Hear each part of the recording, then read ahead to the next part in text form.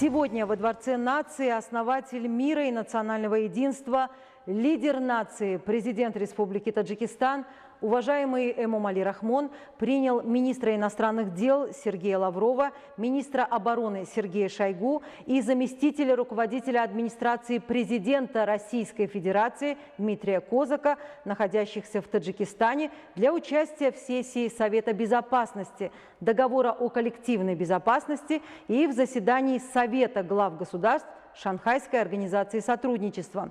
На встрече был обсужден широкий комплекс вопросов стратегического партнерства между Таджикистаном и Россией. Стороны обсудили вопросы региональной и международной повестки дня, в том числе это предстоящие саммиты высокого уровня ОДКБ и ШОС в столице Таджикистана, городе Душанбе.